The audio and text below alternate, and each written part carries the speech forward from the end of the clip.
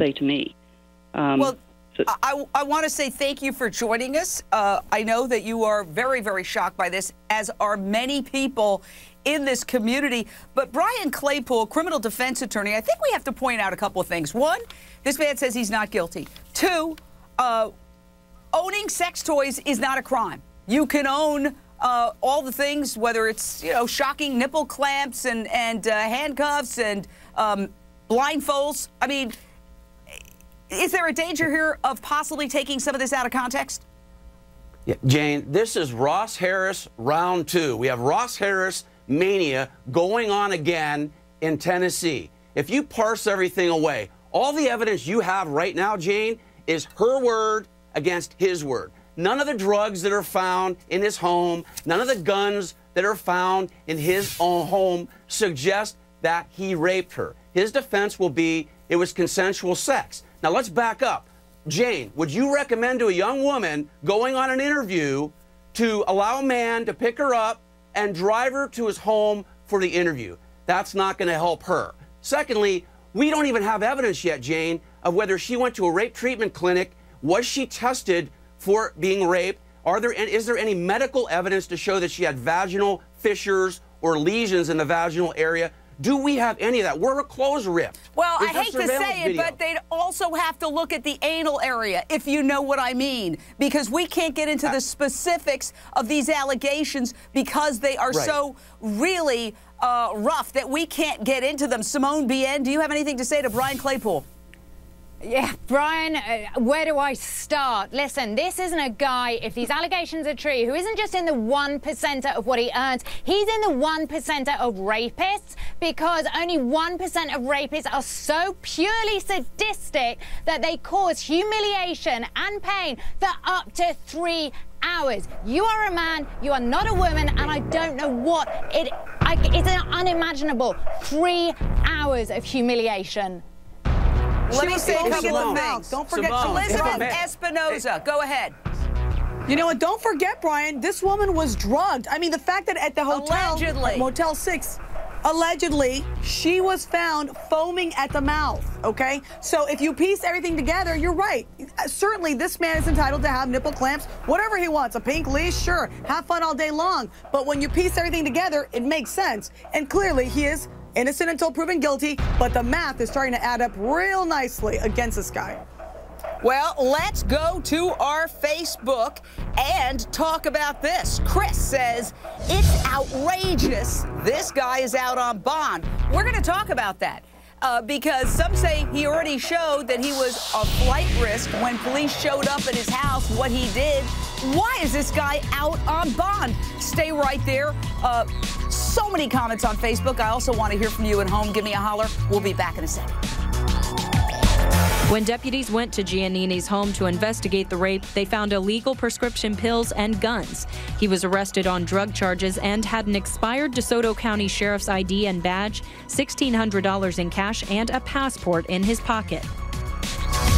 Absolutely, absolutely. Especially because this guy is such a prominent businessman that I'm sure that he has a huge ego. He thinks he can get away with anything. He has a sheriff's badge. He's preying allegedly on poor women. This woman, her family lived in a Motel 6, for goodness sakes. And here he is living in this ridiculous mansion. Well, here's one question as I study this.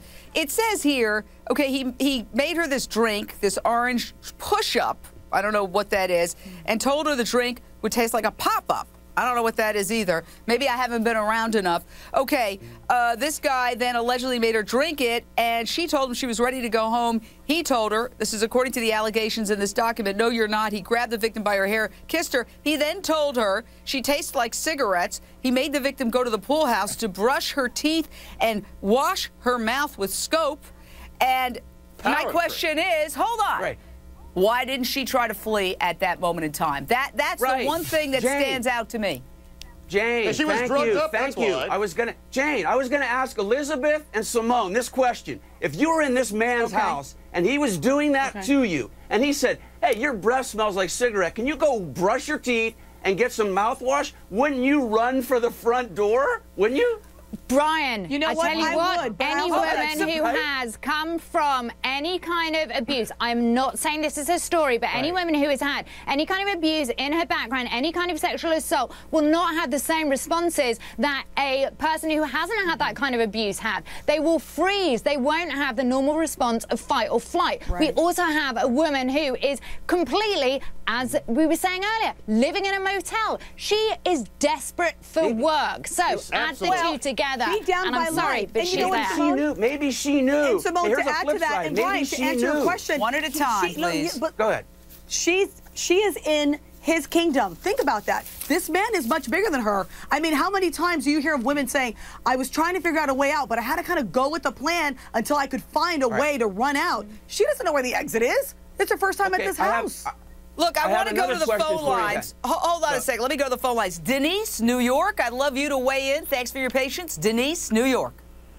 Hi. I just want to say that, I'm not blaming the victim. I'm just saying that this woman did so many things wrong. First of all, I do the same kind of work.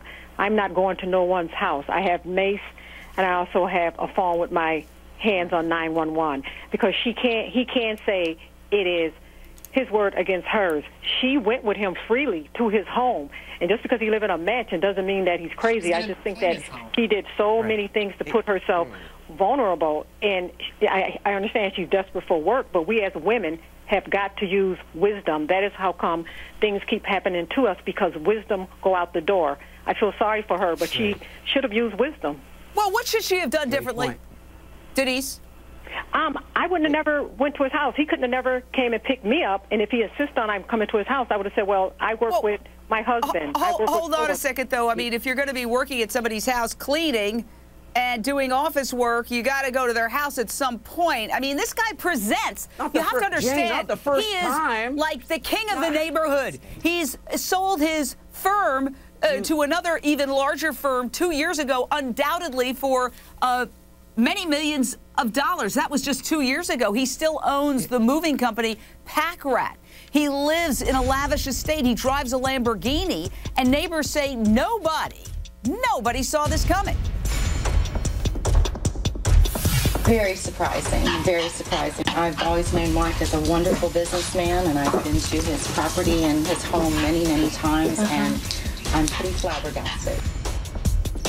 All right, let me go to some of my Facebook comments that are coming in. Irina, he's out on bond because of his millionaire status. Nancy, DNA will tell this story. Ingrid, why did she go to his house? I smell a lawsuit. Karen, just because she says this doesn't mean it is true. Who says she didn't make it up to get his money? I mean, this is the problem with he said, she said, Joe Gomez, reporter KRLD, is that I mean, it's one person's word against another, except for what they found in the house. Exactly. They found all those panties, and they found all those shoes, and they found all those drugs in that house, Jane. Now, why would this guy have all of this stuff in his house? Why would he have a skeleton in his den? She said that she was raped over an American flag towel, and then they found the towel there, and then the guy comes out of the woods. You're kidding me. I don't understand how somebody could defend this guy and say that, oh, well, she's making it up. Joe, she's making it up. Why? Maybe because he's got a fetish. Maybe he's got a fetish. Probably a drug user. Yeah. Brian, quickly. Yeah, hey, Jane, I have another question, though. If she was drugged, then how is it that she remembers every vivid detail of what happened during those 3 hours? That casts suspicion as to whether I believe that she was truly drugged. And to answer your question earlier, on the first meeting, she should have met him in a public place or at a true office, not at his home. 20 toothbrushes from the bathroom were seized. Some are wondering tonight, could this be the tip of the iceberg? Will more... I mean, first I want to say, who that is afraid for their life opens the door when you hear something going on outside? It just makes no sense. He has so many stories that don't line up. I shot the gun, but I didn't know it was loaded. Well, who shoots an unloaded gun? Listen, he looked through the peephole, he saw a young black woman, he got afraid, and he opened the door and he shot her dead. Here we go again, an unarmed black teenager shot dead because he was afraid for his life. Brian Claypool, criminal defense attorney. Well, Mo, there's only one problem. The law in Michigan is not in this young lady's favor.